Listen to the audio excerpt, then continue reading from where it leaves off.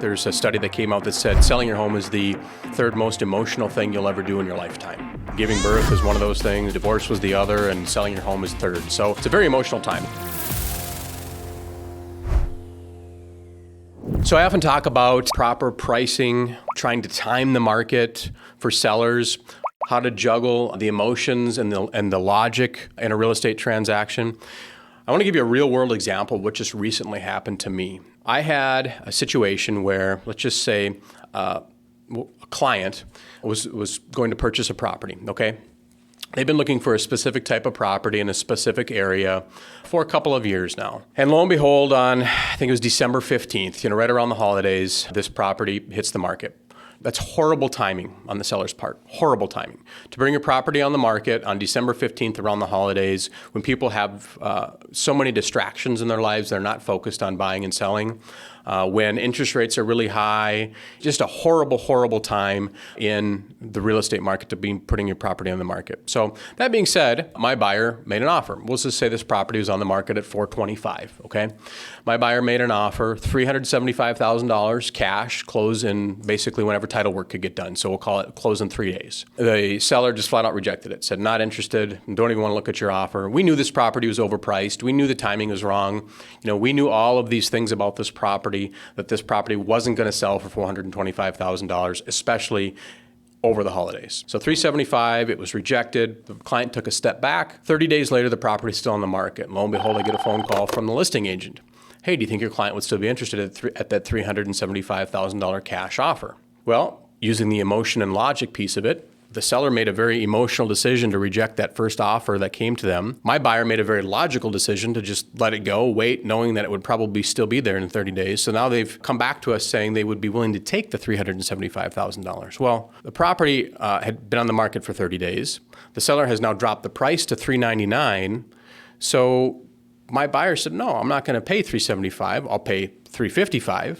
So we went back to him at a $355,000 cash offer, close in 3 days whenever we could get title work done. Once again, the seller made a very knee-jerk, very emotional decision to said, I'm not interested, go away, don't ever come back to me with another offer. Now, if that listing agent had just had a very logical conversation and tabled that emotion with that seller and said, look, Mr. Seller, had you just taken the $375,000 30 days ago and invested it into the markets, $375,000 would probably be worth close to the $399,000 that you're asking today, okay? Number one. Number two, at least counter the $355,000. Don't make this emotional, I don't want to talk to you, I don't want to do business with you. You've got $355,000 3 days away sitting across the table from you. At least make a counter offer and a gesture to try to get this thing to the finish line. Well, no, they rejected it, and here we are now 30 days later. Property still sits on the market, hasn't sold, and my buyer's just waiting for that seller to call back and say, I'm sorry, I apologize, I'm willing to take your $355,000 offer, and I can just about guarantee you that will happen. So throughout the real estate transaction, as I try to tell my clients, it's so important to separate emotions from logic. It's so important to work with an agent that can give you the guidance on how to do that. And it's so important to just make sure that you don't work with an agent that's just trying to make a commission check. By putting a property on the market over the holidays, that says to me you're just trying to make a commission check to pay for your Christmas gifts, okay?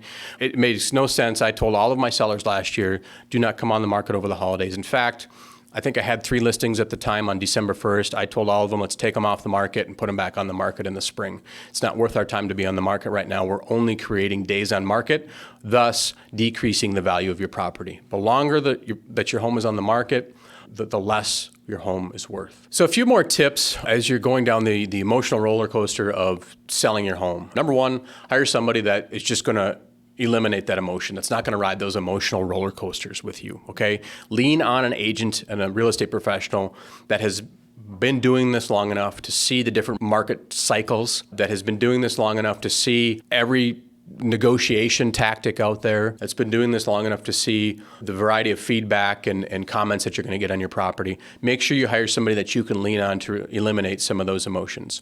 Number two, don't even look at the feedback. You're going to get feedback on your showing.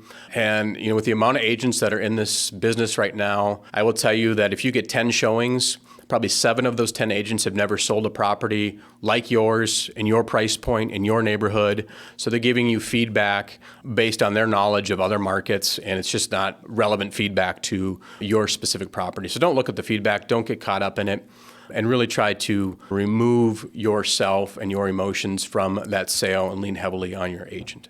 And finally, it's really important that you lean on a good home stager to remove your personality and your emotion from that home. We want to sterilize the home as much as we possibly can so that it's appealing to all buyers that walk through your home. And I know it's hard to live in a home that's on the market, but staging can oftentimes net you as much as 3 to 7% more for your home if it's staged properly. So if you're thinking of selling in the next 12 months, reach out to me now. It's a good opportunity for us to have some dialogue around when we can time it right and when we can make some of these good logical decisions to make sure that you get the most for your property.